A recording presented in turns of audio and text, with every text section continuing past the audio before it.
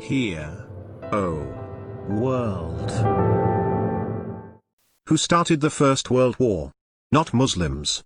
Who started the Second World War? Not Muslims. Who sent the nuclear bombs of Hiroshima and Nagasaki?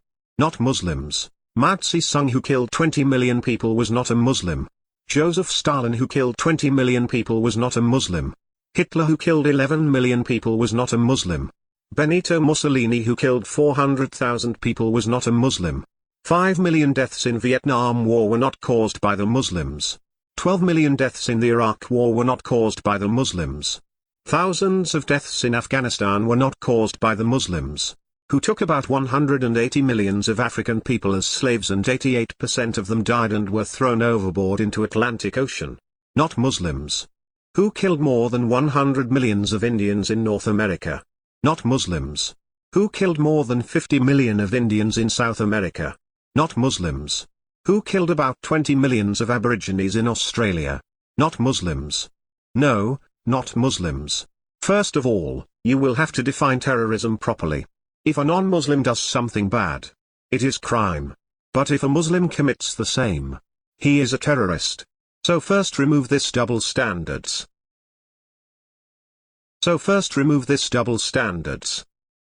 Then come to the point. It's a statistical fact that Muslims do not commit most acts of terrorism, and if someone did, you still can't blame Islam. Since 1990, the number of gun deaths worldwide has reached 6.5 million. 3/4 of gun deaths occur in just 15 countries. Latin America is home to some of the world's most violent countries by murder rate. El Salvador, Venezuela and Guatemala are the top 3 countries for deaths caused by guns per population. These Latin American countries are marred by corruption, organised crime, and a dysfunctional criminal justice system that further fuels the problem.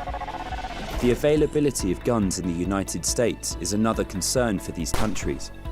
An estimated 200,000 guns a year that were first sold in the United States are smuggled over the southern border and used in violent crimes in Latin America and the Caribbean.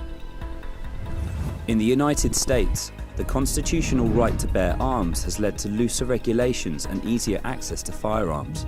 This contributes to the 30,000 men, women and children who are killed with guns each year.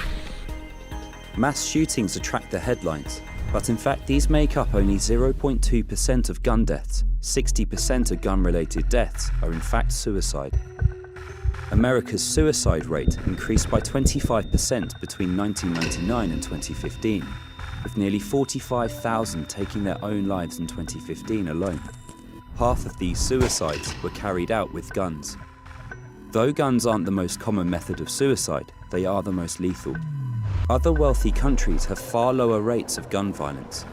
In Japan, if you want to own a gun, you must pass a written exam and a shooting range test, alongside a series of mental health, drug and criminal record tests. It has virtually eradicated gun crime. After a mass shooting in 1996, Australia introduced an effective buyback scheme of firearms. In the 20 years following the ban, there was an accelerated decline in total gun deaths.